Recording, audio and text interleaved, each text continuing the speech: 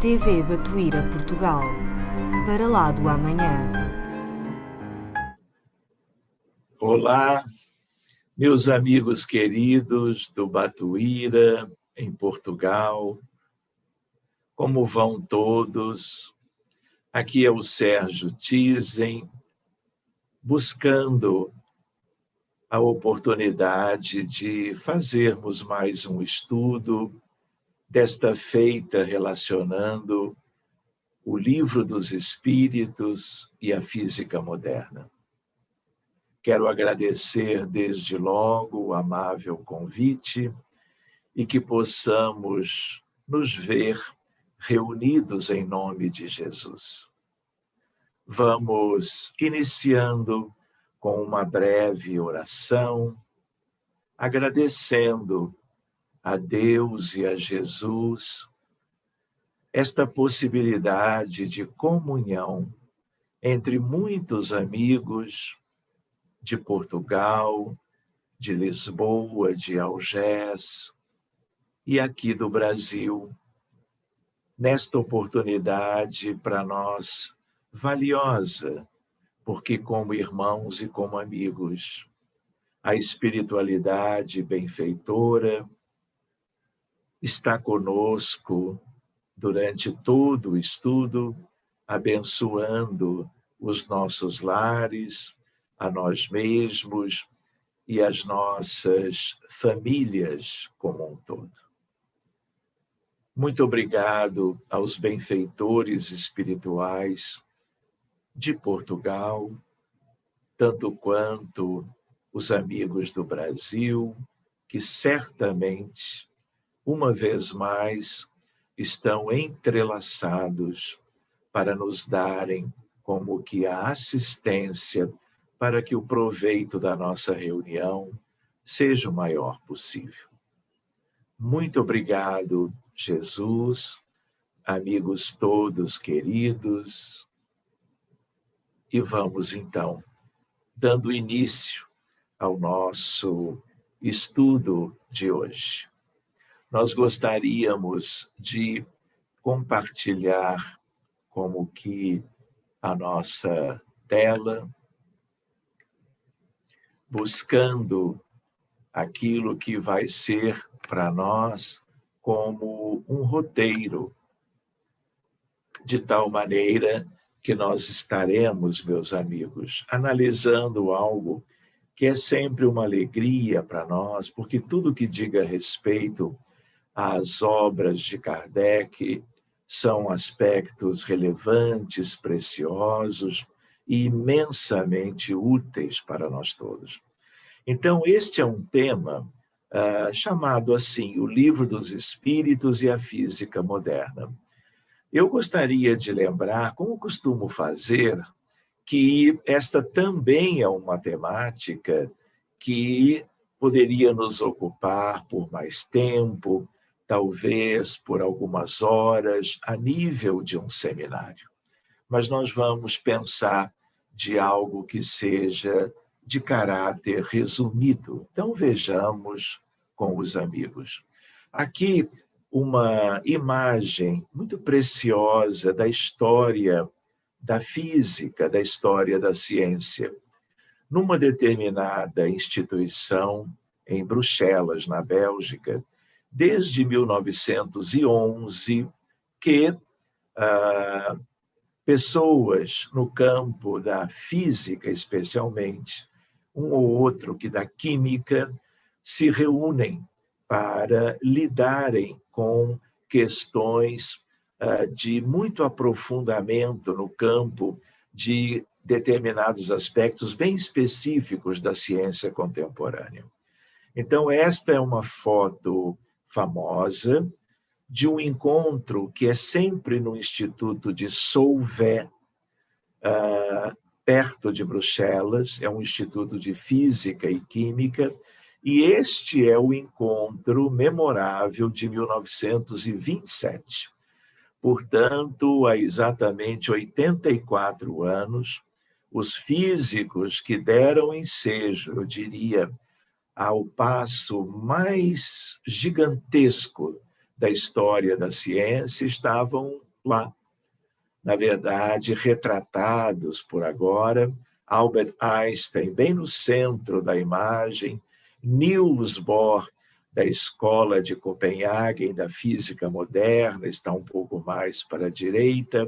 Eu poderia citar com vocês cada um deles, mas gostaria de ressaltar a figura extraordinária de Madame Curie, Marie Curie, que é, como vocês podem ver na imagem, a única mulher naquela altura fazendo parte do Encontro de Solvay de 1927.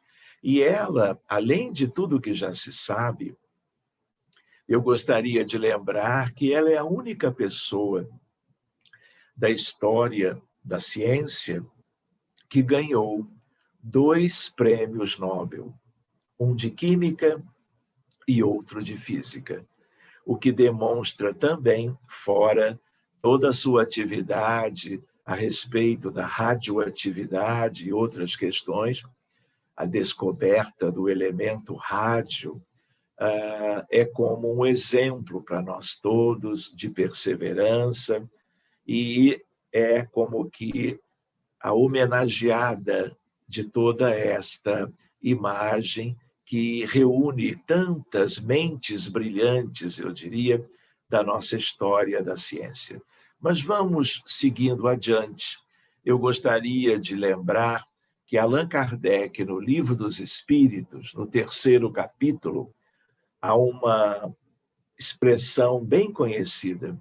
E lembrando que quando nós estamos estudando o Livro dos Espíritos e a física moderna, nós estamos lidando com um entrelaçamento entre ciências, a ciência espírita e a ciência que é a mãe de todas e que se chama física, detidamente a física quântica, a física moderna.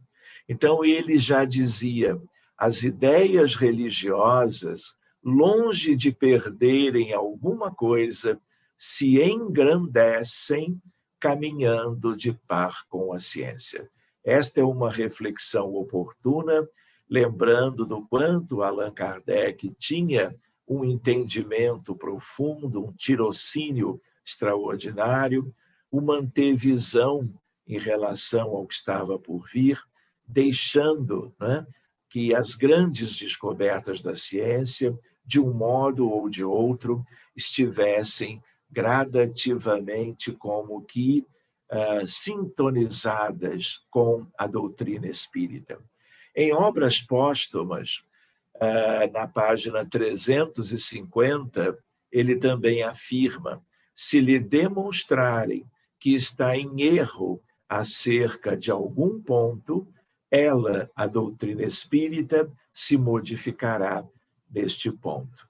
E eu gostaria de lembrar aos amigos que nada propriamente foi questionado e como que compreendido como um erro qualquer. Pelo contrário, o que nós temos visto, e eu diria com muita alegria, é o quanto o Livro dos Espíritos, especialmente, mas não só, naquela altura, hoje, abril, daqui a alguns dias, daqui a 10 dias, nós estaremos comemorando 164 anos da primeira edição da obra.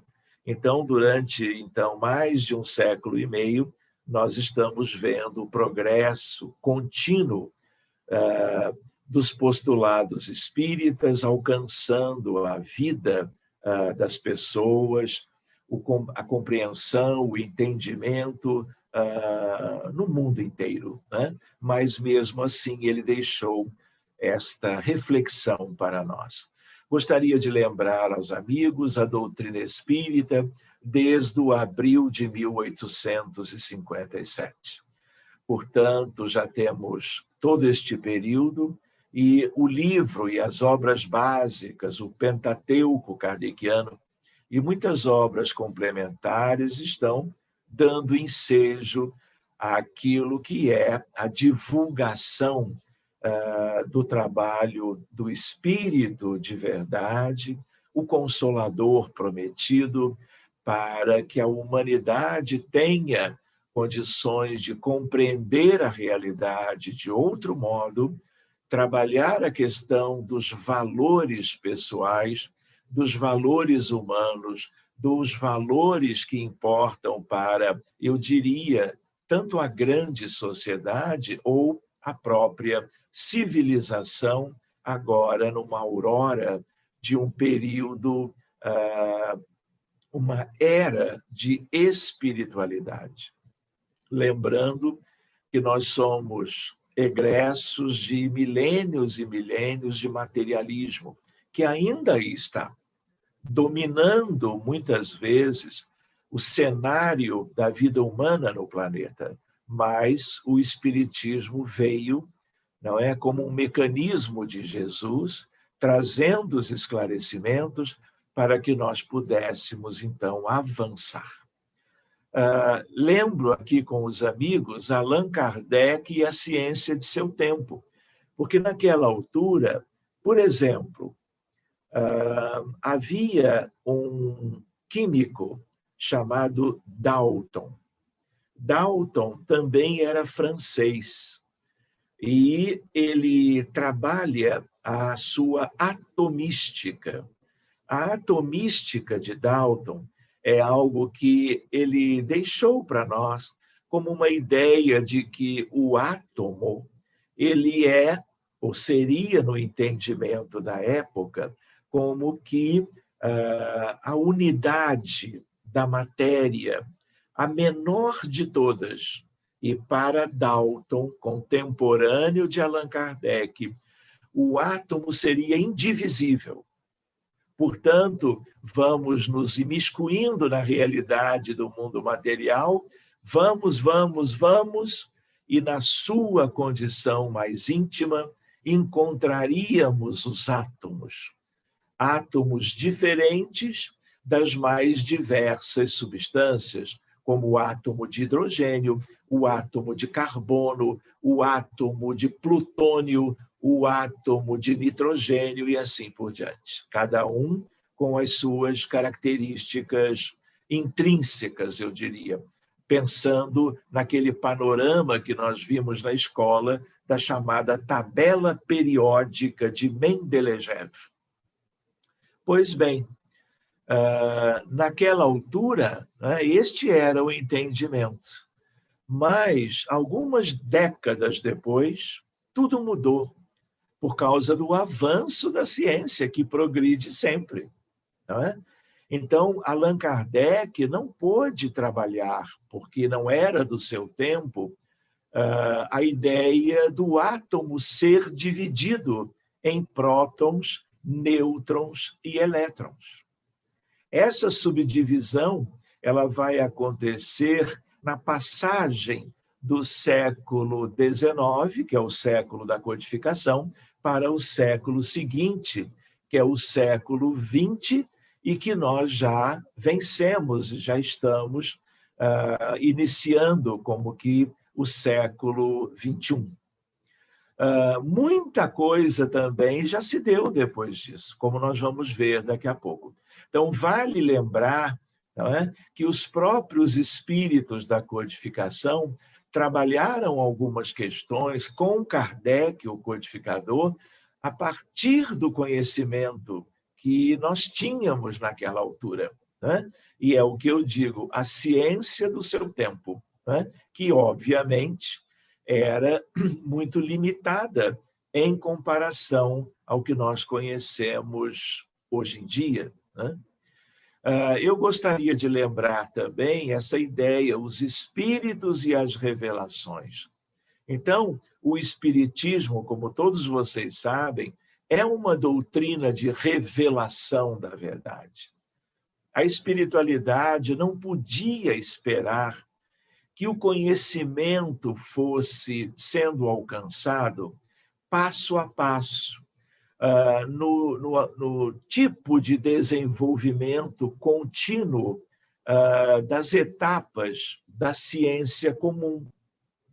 Então, a revelação É algo que vem, vamos dizer, de uma origem superior, procurando abreviar etapas a favor da humanidade, do progresso que nós precisamos fazer, tanto no campo da matéria, mas, obviamente, no caso, no campo do espírito imortal, eu diria, né?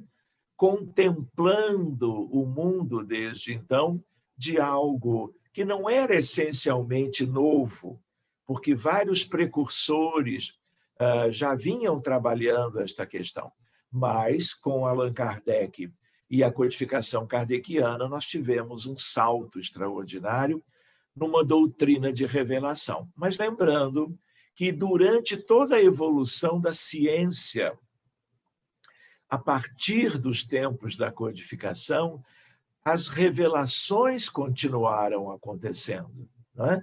Quer dizer, todos vocês têm uma ideia, que é a ideia de que o trabalho de Allan Kardec era o essencial, era e é para nós todos, e será, eu diria, eternamente, como que o trabalho de base, para que não só todos conhecessem a base, mas, ao mesmo tempo, nós pudéssemos ter, eu diria, inúmeros outros andares do grande edifício da luz e da verdade a favor do crescimento da sociedade, das aquisições novas. Então, por exemplo, eu comparo com o trabalho de Gabriel Delany, o trabalho de Camille Flammarion, o trabalho de Leon Denis, os três franceses, não é?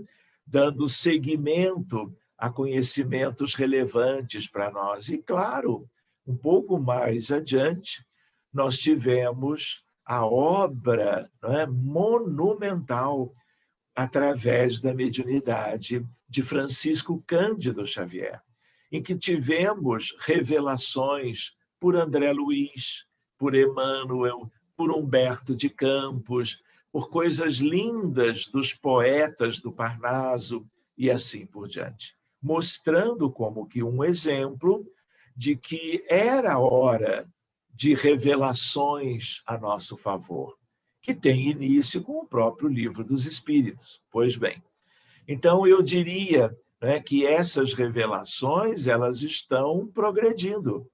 É claro com que o que nós temos hoje com Kardec e a obra toda de Chico, nós temos algo para muitos estudos. Não é? Nós vamos viver, eu acredito, reencarnações para podermos estudar, ler, pesquisar o que nós já temos hoje nas livrarias, nas bibliotecas, né? Nas nossas coleções de livros que envolvem esses autores. Mas é razoável que pensemos que lá adiante novos aspectos virão contemplar a humanidade de novos benefícios no campo do conhecimento, porque é o conhecimento que liberta, é o conhecimento que mostra o que importa e o que é desnecessário, mostra para nós como que as virtudes que nós todos precisamos como que buscar numa substituição natural dos nossos vícios que nos têm levado ao sofrimento e à estagnação humana, eu diria. Então, eu lembro o progresso da ciência no século XX, no século XXI. Eu até gostaria de poder aprofundar essas questões com os amigos, porque nós temos aqui, só neste item final deste slide, um mundo de questões lindas que nós poderíamos ver. Mas a ideia não é esta hoje, a ideia é de lembrarmos a relação do que o Livro dos Espíritos já procurava antecipar. Então, vejam, de uma maneira bem simples,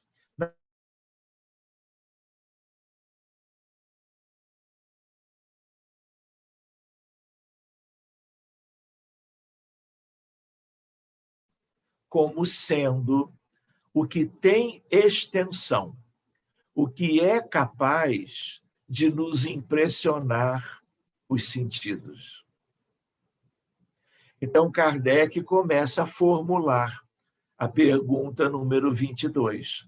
Aqui, ela não está completa, mas veio a resposta.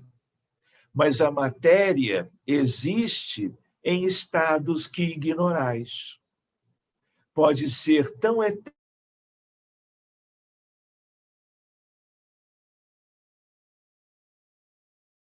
etérea e sutil que é sempre matéria. Porém, para vós não o seria. Então, reparem, a espiritualidade da codificação, ela está respondendo a Allan Kardec e dizendo algo que, para aquela época, era como que difícil de se imaginar, não é? Mas, há muito tempo, e hoje em dia também, não é? Qualquer estudante, até de primeiro grau, de segundo grau, não é? Conhece muito bem. Por exemplo, o próprio oxigênio, o próprio ar atmosférico que nós utilizamos e que mantém a vida na natureza do planeta onde nós vivemos hoje, é algo que nós não enxergamos, não é verdade?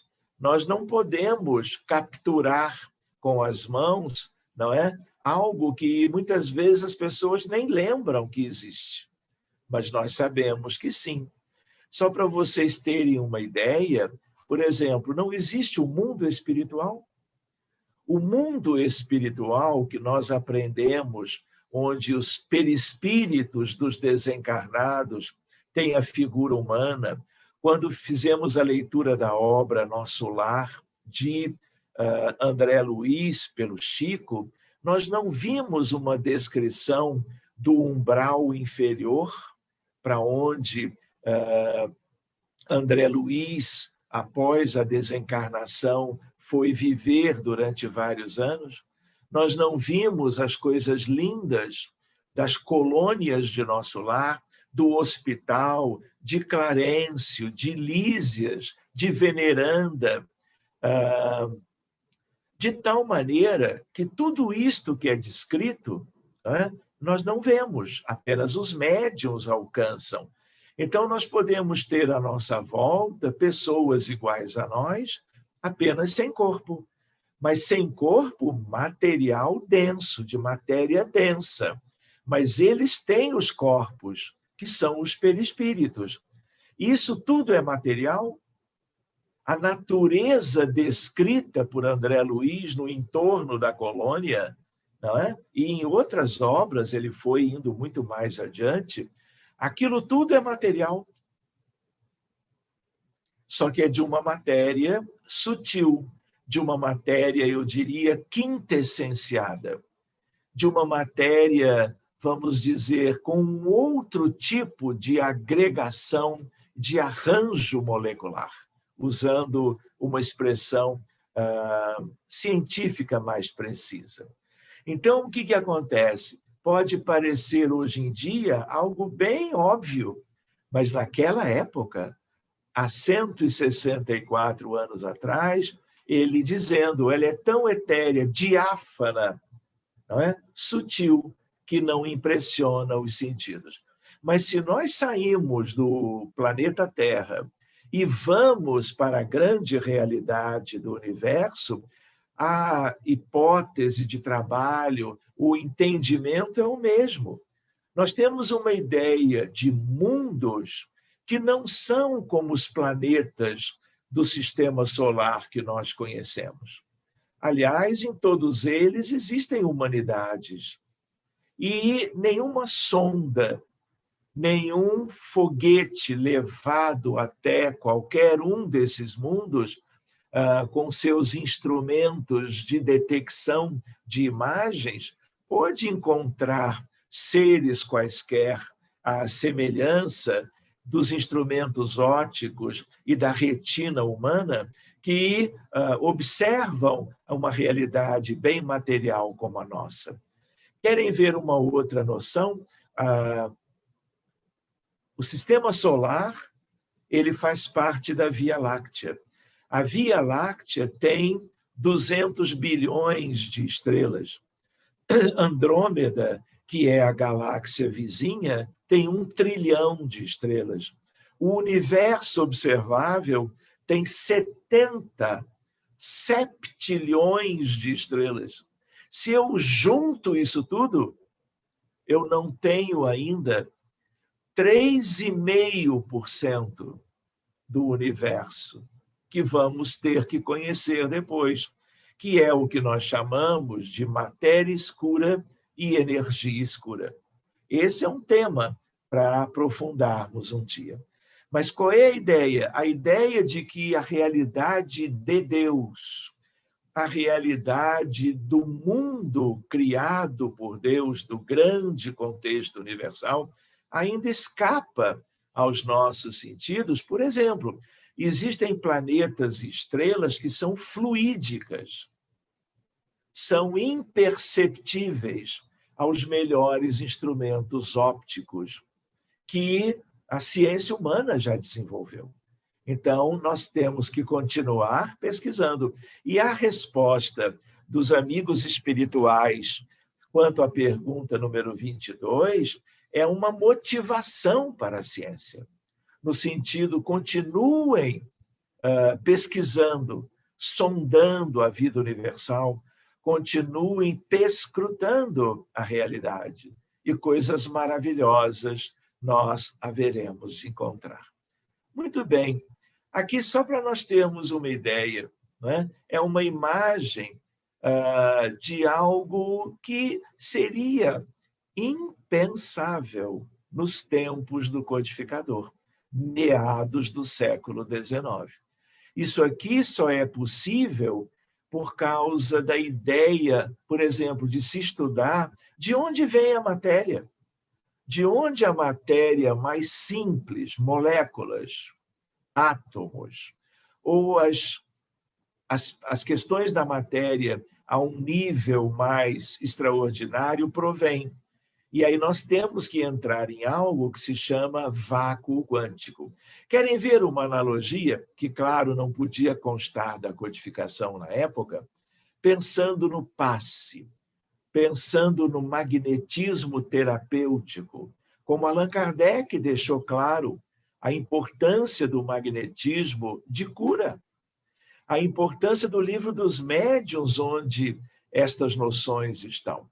Quando alguém está ministrando o passe, alguém encarnado, né, para outra pessoa encarnada, nós estamos lidando com aspectos a pelo menos 3 níveis diferentes. O passista e a sua condição material.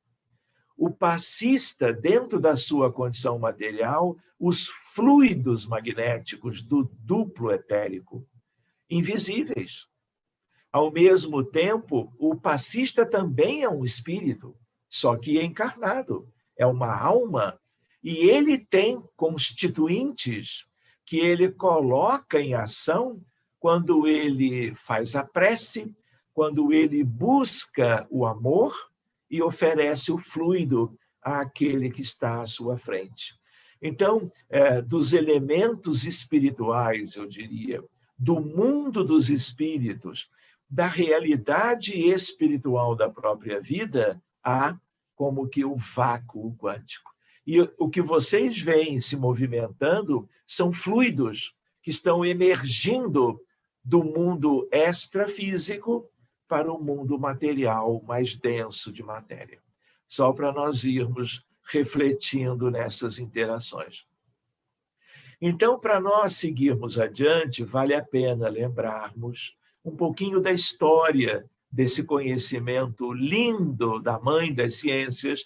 Então, Max Planck é quem introduz a humanidade como um espírito proveniente daquela esfera que, num estudo sobre a vida espiritual, eu gosto tanto de lembrar a esfera superior à esfera do umbral superior, que se chama arte, cultura e ciência, onde eu digo estão as mentes brilhantes a favor da humanidade. Então, Max Planck, por causa de um problema da física da época, havia a lei de Wien. A lei de Wien considerava que havia um comportamento para as radiações luminosas, de calor, e havia um problema chamado radiação de corpo negro. Era uma tentativa em laboratório, o tal do corpo negro, de se reproduzir as estrelas no laboratório de física experimental. E aí, a lei de Wien sugeria um resultado, mas, na prática, o resultado foi oposto, completamente diferente. Isso era chamado de catástrofe do ultravioleta, porque eram essas as radiações eletromagnéticas mais típicas, eu diria, da vida das estrelas. Então, todos os físicos teóricos e experimentais deixaram todos os outros interesses para procurar compreender as coisas. Max Planck publica, no 14 de dezembro de 1900, um trabalho, um paper, propondo a quantização da energia. Então, a ideia novíssima de que o comportamento da energia ele não seria contínuo, como se esperava, ou como se supunha, e ele era fragmentado, como que em pacotes de energia. E aí surge a nova física, surge a mecânica quântica. A mecânica quântica da quantização da energia é exatamente como uma filha da dedicação de Max Planck. Então, é um físico alemão que abriu a ciência para uma nova física e para uma nova realidade. Esse ano de 1900 tem início a Revolução Científica Moderna. Ele, Planck e os outros a seguir mudaram a vida no planeta, no sentido das coisas da ciência, das questões materiais, não é? Que não é tudo, mas vocês conhecem muito bem como que as consequências desse trabalho. E aí surge a mecânica quântica. Por exemplo, então ali eu coloco a teoria atômica de Dalton, era, como eu lembrei, algo de uma estruturinha pequenininha, o átomo, incapaz de ser fragmentado. Era o que havia na época. Mas em que época? Mais para metade do século XIX, e com Planck nós estamos na transição para o XX. Então, o que se viu depois de Planck? A estrutura do átomo com os elétrons, os prótons, o autor foi Rutherford, os nêutrons, com Chadwick, no final do XIX, mas já entrando no XX. Muito bem, só que, curiosamente, essa ciência foi progredindo ano após ano, década após década. E aí o que acontece? O próprio próton e o próprio nêutron, que parecia durante alguns anos que eram indivisíveis, hoje eu vou brincar com os amigos. Se eu pergunto ao meu filho caçula, é o Vicente, ele tem 8 anos, ou eu pergunto para a Luísa, que tem 12, de que é feito a matéria? Ah, pai, claro, de quarks e leptons. Então, reparem, é o progresso da ciência. Então, por exemplo, quando eu agora abro o nêutron e o próton, eu vou encontrar quarks e gluons. E o elétron é um exemplo mais notável do mundo de Deus, eu diria, da natureza do universo, que é um leptonzinho. é o lepton mais típico do que nós conhecemos até hoje, são os elétrons. Ou seja, na época de Kardec, a atomística de Dalton. Depois houve o fracionamento do átomo em prótons, nêutrons e elétrons. E hoje nós trabalhamos com a ideia dos quarks e leptons. Numa parte da física, porque a física moderna ela é subdividida. Por exemplo, a física nuclear só existe ou começou a existir a partir de Planck. Então, a ideia qual é? A ideia de que essas questões nós chamamos de como uma disciplina, uma área da física, não é a nuclear, é a chamada física das partículas elementares. E aí é um campo maravilhoso de pesquisa. Para nós lembrarmos do que parecia que o Livro dos Espíritos e os Espíritos da Codificação queriam antecipar. Eles não podiam dizer as coisas para nós além do que disseram, do tipo, olha, tem muito mais coisa. Estudem, estudem, estudem, pesquisem cada vez mais e vocês chegarão a conhecer questões que, aqui do nosso lado, nós já conhecemos. Né? Mas eles não podiam antecipar os detalhes, porque isto cabe ao esforço humano.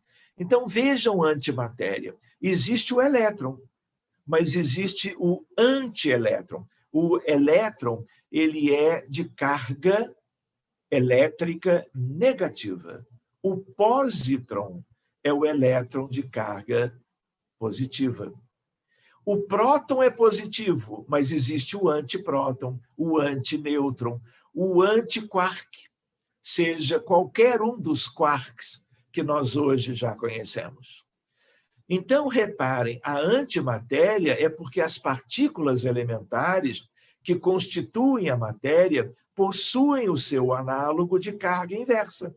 São as antipartículas. Cada uma tem a sua. Aonde que isso vive? Aonde que isso mora no universo de Deus? Por exemplo, existem aqueles prédios, instituições, especialmente duas que são as maiores no mundo. Uma na Europa, perto de Genebra, e outra nos Estados Unidos. São aceleradores de partículas, que promovem a aceleração quase na velocidade da luz de, por exemplo, prótons com outros elementos bem pequenos que vão gerar ali nesses laboratórios como que um encontro de altas velocidades. Então, por exemplo, no CERN, que é o da Europa, que fica na fronteira com a França, né? Portanto, no cantão francês da Suíça, Genebra. Eu estive lá 2 vezes. Nós temos um acelerador que é algo descomunal debaixo da terra. É um prodígio da engenharia construir aquilo lá. E vários prêmios Nobel foram acontecendo de pesquisadores do mundo inteiro, porque aquele é um lugar que tem a sua localização, né? Mas aquilo é um ambiente de pesquisa na área da física de partículas com pesquisadores do mundo inteiro. E essa era uma área que eu pensava, quando estudei física, de me dedicar e de aprofundar. Por isso eu estive lá. Então, é algo enorme para poder ensejar como que o impacto entre estruturas ínfimas da matéria, de tal maneira que ali nós fotografamos, ouvimos nas nossas mãos a fotografia do pósitron, que é a carga contrária do elétron, é o antielétron. E ao longo do tempo, mais de décadas e décadas, nós temos inúmeras pesquisas extraordinárias resultantes do esforço de mentes brilhantes da atualidade. Porque todo mundo sabe que o conhecimento é algo contínuo, é algo que vai nos ocupar pela eternidade afora. De tal maneira que a mecânica quântica e a teoria da relatividade especial de Einstein, né, elas foram unidas. Porque hoje, quando você fala, o que é física moderna? Física moderna, para distinguirmos da clássica, que é a física newtoniana, é uma física que envolve um binômio, não é? Como binômios outros, espírito e matéria. Aqui não. Envolve a ideia de mecânica quântica e teoria da relatividade. Durante décadas, estas coisas foram estudadas sozinhas. E aí aparece um prêmio Nobel também de física, chamado Paul Dirac, uma outra mente brilhante. E ele faz toda uma pesquisa na área da física teórica, primeiro, juntando os dois aspectos, né, que são a mecânica quântica e a teoria da relatividade. Seguindo adiante, a matéria escura, lembram? 90% do que constitui o universo são objetos ou partículas, portanto, elementos que têm massa. Dizemos, são elementos massivos, indetectados até o presente. Então, lembram quando o Espírito disse para Kardec, olha, existem coisas que são da matéria e vocês nem sonham que existe? Por exemplo, aonde que está isso? O que é isto? Nós ainda não sabemos. Eu até diria, inúmeros prêmios Nobel do futuro serão exatamente físicos, que talvez já estejam reencarnados ou outros que virão, e que poderão nos deixar para a ciência da humanidade o que vem a ser matéria escura. Cuidado, eu gosto de brincar com os espíritas, dizendo, olha, matéria escura nada tem a ver com umbral, seja um umbral inferior, com as trevas ou com as zonas abissais. Por que se chamou escura? Porque ela não irradia nada do que a ciência conhece, nem ondas eletromagnéticas, raios gama, raios cósmicos, raios X, ela não irradia nada. Ou seja, não dá para saber ainda o que é por causa disso. Então, para a nossa reflexão como espíritas agora, não é? Número 1, o mundo espiritual é material. Temos que guardar isto. Temos que refletir. É claro que ele é o mundo espiritual, porque há uma defasagem, um hiato vibratório enorme entre uma realidade e outra.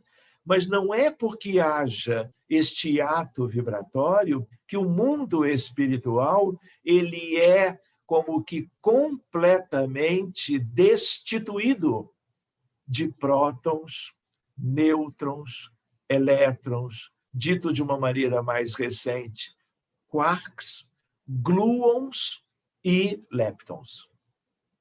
Ou seja, é o tipo de arranjo, é o tipo de estrutura do orbe terreno, mas também nós podemos fazer analogias com o grande universo, não é?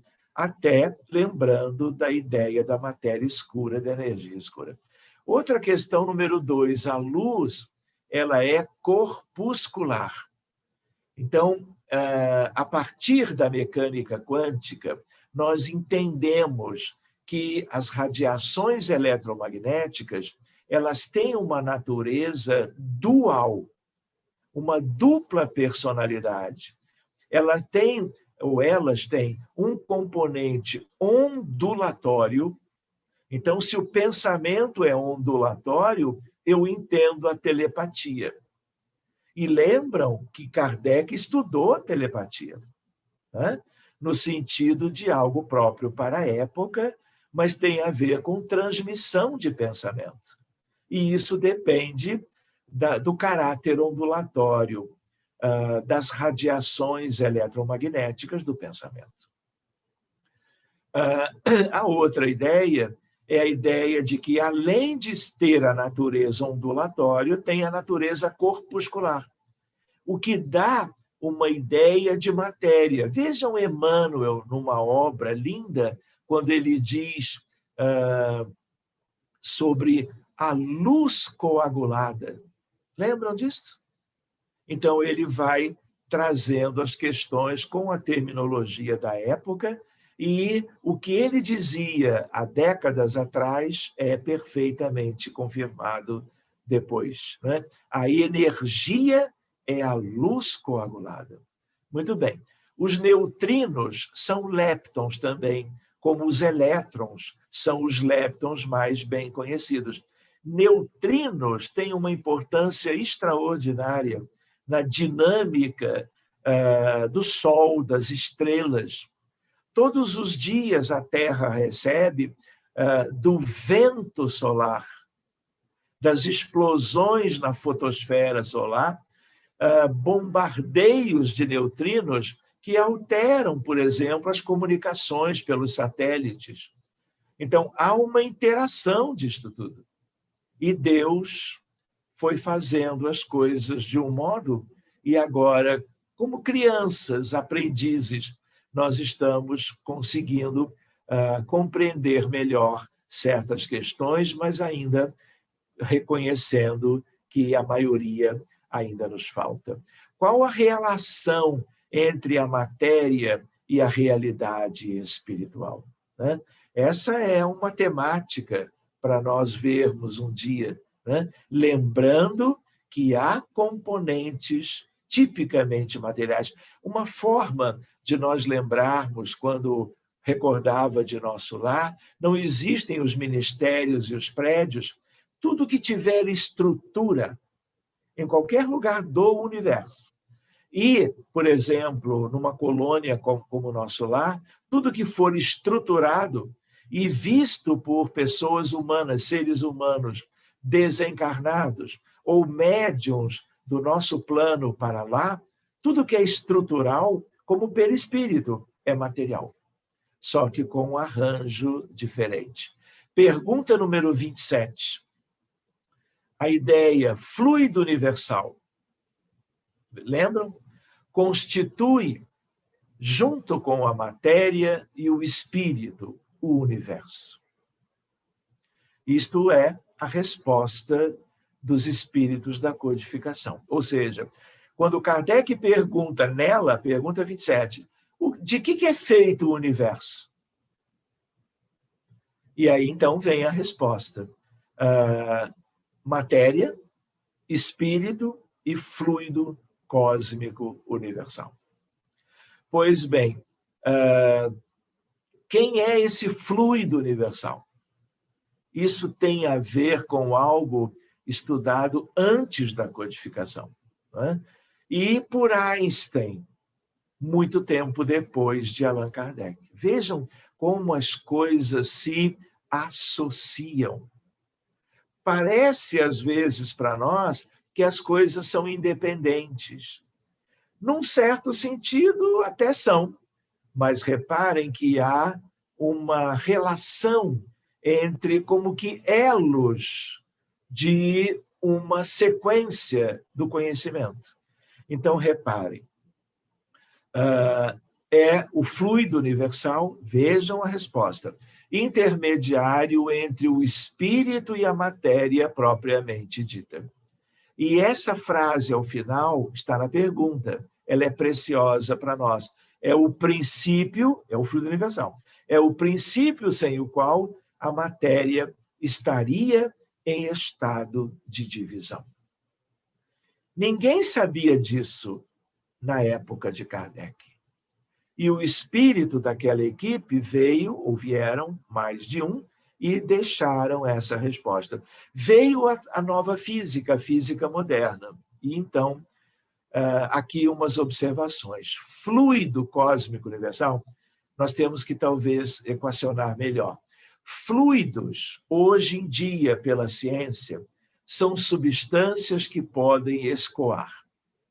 Todos os líquidos, a água, o sangue, o mel, o leite, o plasma sanguíneo, não é?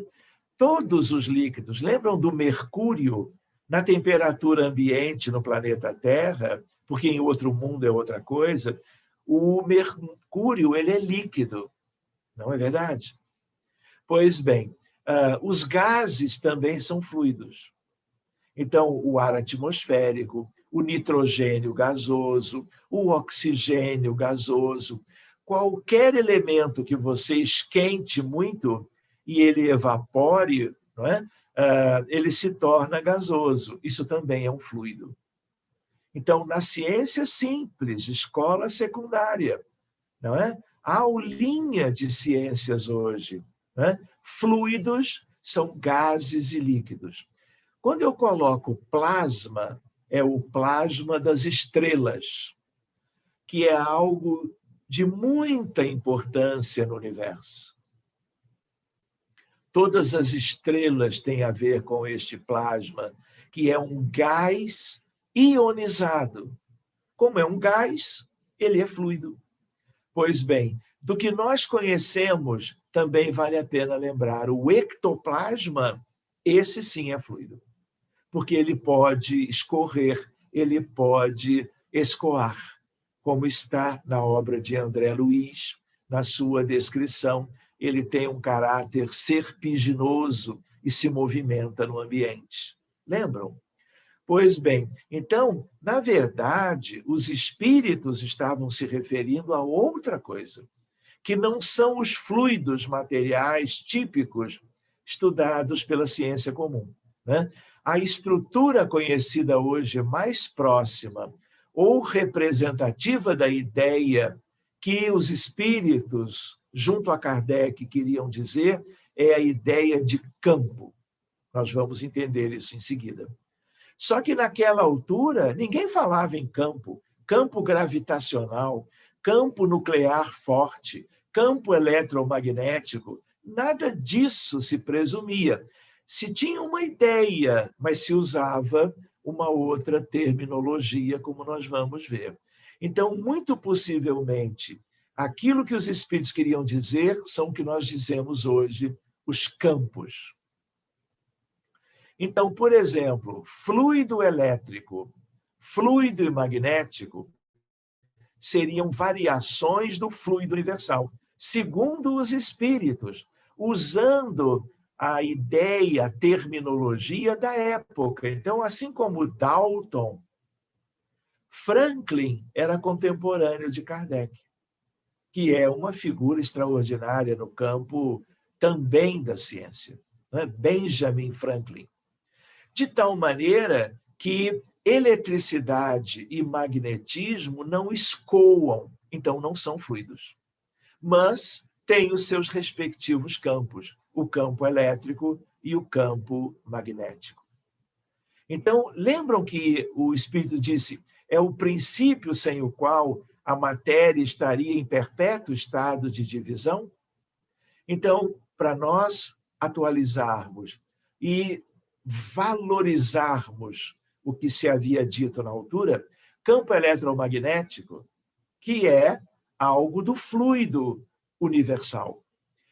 É quem explica, quem gera, número 1, as forças que ligam os elétrons de um átomo ao seu núcleo. 2, as forças que unem os átomos para formar moléculas, átomos eles entre si. Número 3, as forças que ligam os átomos e as moléculas entre si para formarem os sólidos e os líquidos. Ou seja, a ideia desse fluido cósmico universal, ou mais simplesmente fluido universal, tem a ver com campo. Então, mudando a palavra, mas o sentido é igual. Muito bem, então, a espiritualidade da codificação, de novo, nos primeiros itens, páginas, perguntas do Livro dos Espíritos, exatamente trataram dessas questões mais relacionadas à natureza da Terra. Então, reparem, a matéria que conhecemos é mantida assim estruturada pela união de seus constituintes numa configuração estável pelas forças elétricas do campo elétrico. Olha a comparação, para ficar mais didático. No século XIX, que era o século de Kardec, e de O Livro dos Espíritos, claro, se falava em quê? Fluido elétrico, fluido magnético e gravidade. Era o que se tinha. Veio a física moderna, mudou tudo, no sentido do entendimento da compreensão. Campo elétrico, campo magnético, podemos até juntar os dois, campo eletromagnético. Campo nuclear forte, já dentro da física nuclear, que é a área da física moderna. Campo nuclear fraco, tem a ver com certos decaimentos, e o campo gravitacional. Então, com isso, nós vamos como que fazendo uma relação entre a época da codificação e os tempos atuais. Vejam só, o universo conhecido, ele é todo permeado deste campo eletromagnético. Tudo. Então, as estrelas, as galáxias, os conglomerados galácticos, o meio interestelar e intergaláctico, o espectro visível, micro-ondas, raios-x, raios cósmicos, raios gama, tudo tem a ver, na verdade, com fluido eletromagnético, fluido derivado do fluido universal, como anteciparam no Livro dos Espíritos.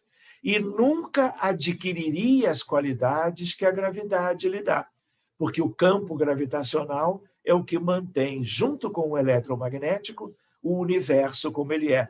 Então, é natural que aqueles espíritos mais desenvolvidos no conhecimento, na razão, na intelectualidade, que estiveram com Kardec, lá no mundo espiritual já soubessem e foram levantando véus a favor do conhecimento do mundo material, onde nós, encarnados, íamos vivendo sucessivamente até hoje.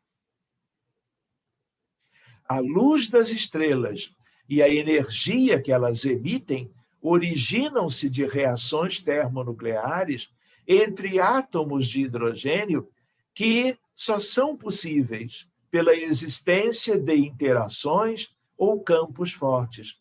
Então, a física nuclear, esses campos nucleares fortes, isso também vem do fluido universal, divino. Por isto que, como físico, Albert Einstein usou 20 anos praticamente, 19 para ser mais preciso, tentando juntar essas forças ou campos ou interações em algo de uma raiz só. Mas ele não teve tempo, ele desencarnou antes. Então, hoje, aquilo que em física bem moderna nós chamamos de campo primordial, tem a ver com a ideia do fluido universal. Ou seja, Einstein já tinha uma ideia, sem conhecer o Livro dos Espíritos, ao que se sabe, né? No sentido de, olha, tudo que se conhece, campos, forças ou interações, devem vir de uma raiz única.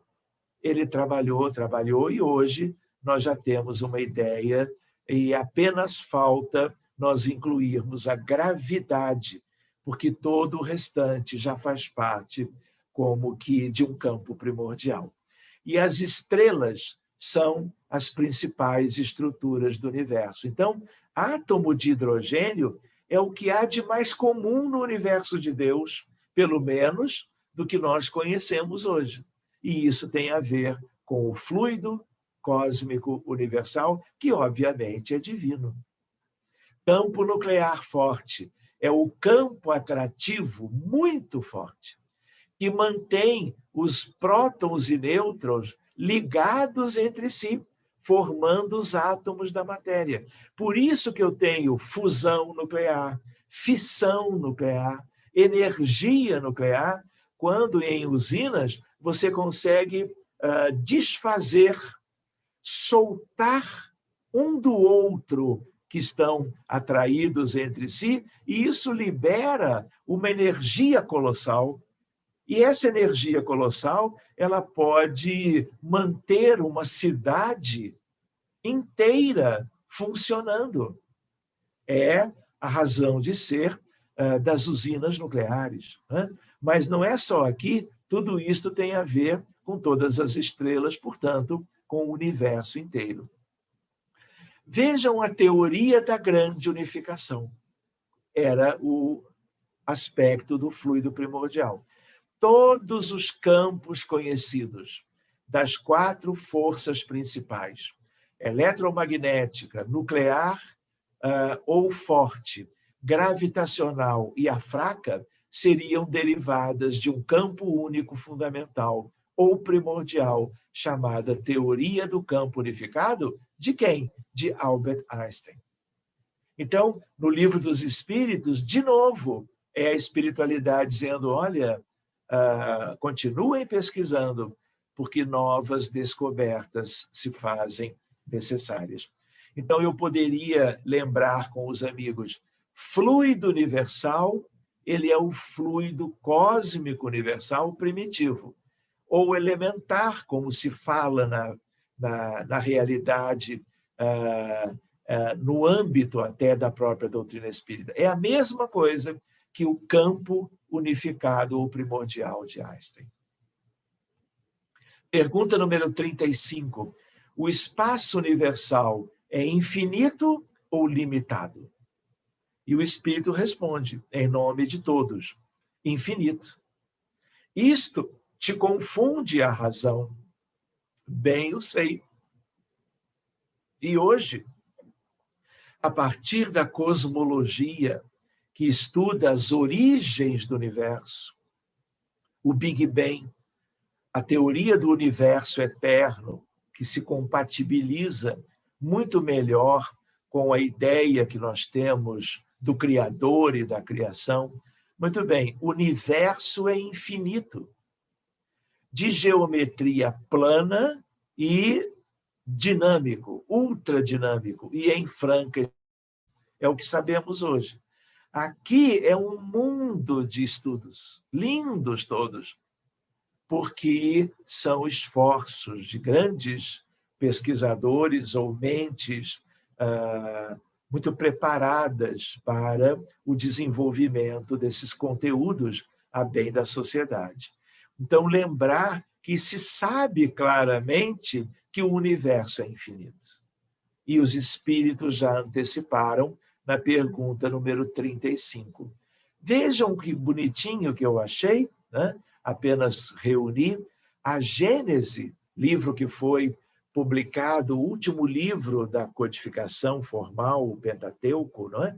Como é conhecido, 1868. Allan Kardec desencarna em 31 de março do ano seguinte, 1869. E no livro A Gênese, se não me falha a memória, em uranografia geral, Galileu Espírito dizendo, todas estas forças são eternas. Que forças? Eletromagnética, nuclear, gravitacional. A nuclear nem se sabia naquela época.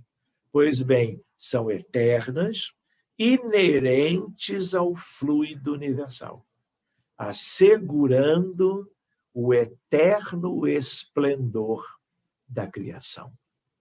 Galileu Galilei foi aquele que é considerado o pai da ciência moderna, porque ele foi o primeiro a utilizar do telescópio. Na verdade, ainda eram lunetas astronômicas que eram usadas para aproximar objetos e pessoas. E ele é o primeiro que levanta a luneta para o céu e começa a estudar os corpos celestes e abre todo um cenário maravilhoso para a evolução da humanidade. Aliás, Galileu Galilei retorna séculos depois e é o mesmo de Camille Flammarion. Camille Flammarion e Galileu Galilei são o mesmo espírito. A Gênese, Galileu dizendo, o espaço é infinito. Né? Então, a ideia qual é? Do livro dos Espíritos para o livro A Gênese, poucos anos de diferença, de 1857, 11 anos depois, ele reforça, ele reafirma a ideia de que o espaço é infinito. Pergunta número 36, existe o vácuo absoluto em alguma parte do universo? Algo que não tem nada. E o Espírito diz, não há o vácuo. E é verdade. O espaço interestelar e intergaláctico é preenchido por partículas, neutrinos e por campos variados. Vocês lembram da ideia de que nós tínhamos lembrado de que o vácuo era fonte de coisas extraordinárias? Eu mencionei o passe, mostrei aquela figura em verde naquela dinâmica, aquilo vem do vácuo. Então, se aquilo vem do vácuo, o vácuo, na essência absoluta, não existe. Então, na mecânica quântica, hoje, já há muitas décadas, o vácuo tem sempre uma estrutura interna. Era aquilo que nós mostramos no início. Flutuações quânticas na energia do vácuo podem ser convertidas em partículas de matéria, fenômeno rotineiro nos aceleradores de partículas. Para nos encaminharmos para o fim, pergunta número 41. Pode um mundo completamente formado desaparecer e disseminar de novo no espaço a matéria que o compõe? Sim, Deus renova os mundos. E o que nós sabemos hoje? Os mundos, e os principais são as estrelas todas, são formados com elementos estruturais simples, nascem, crescem, envelhecem, contraem-se, morrem, explodem, implodem e renascem numa incessante recriação. Então, buscando algumas conclusões, número 1, os espíritos anteciparam o conhecimento sobre a natureza que a física só estabeleceria um século depois.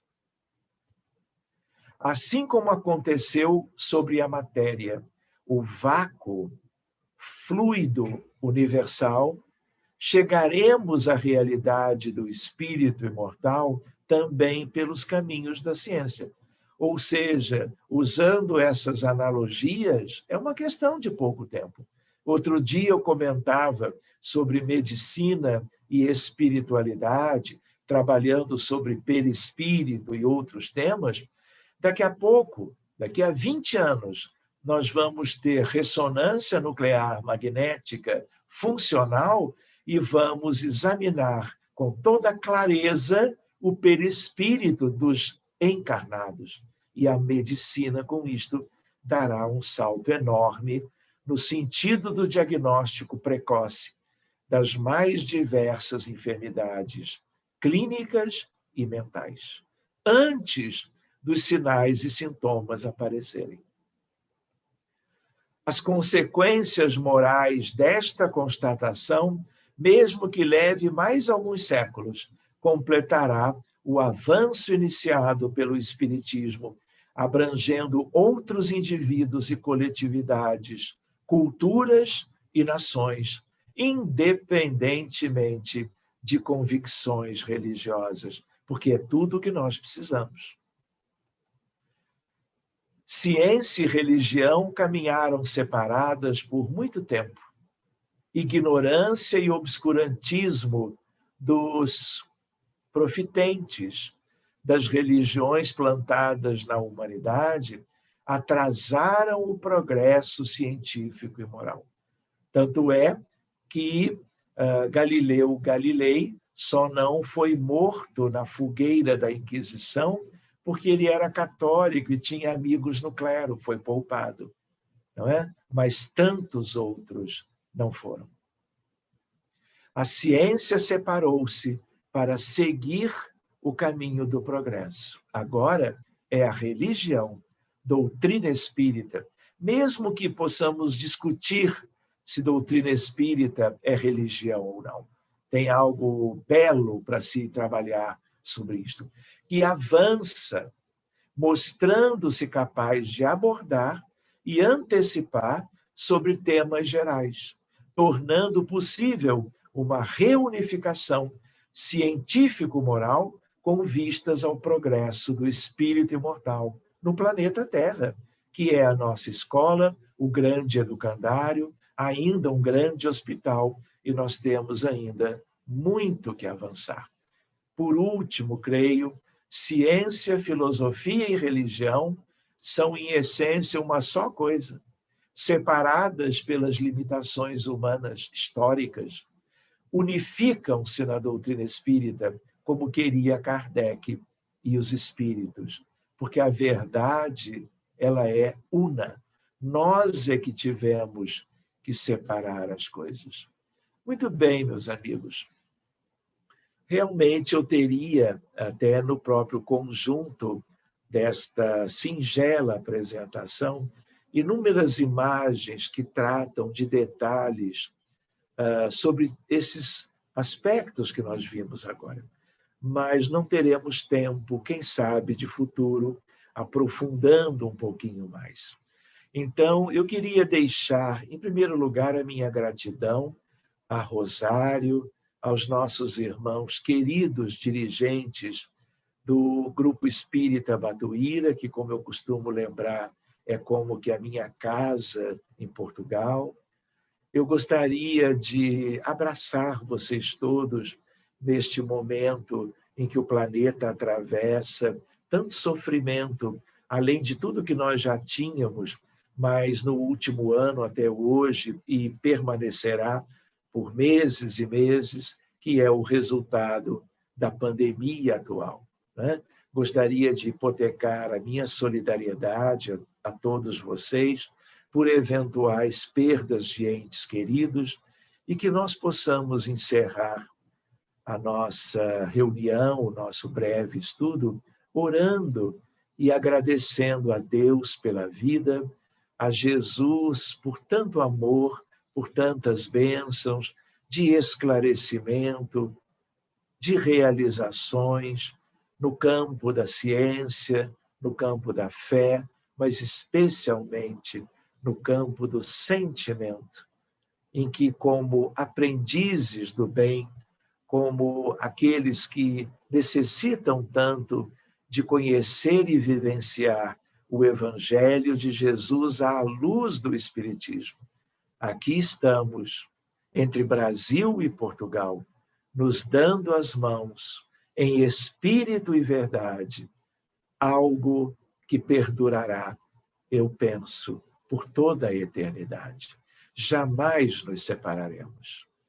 Muito obrigado aos queridos companheiros e até breve. TV Batuíra Portugal. Para lá do amanhã.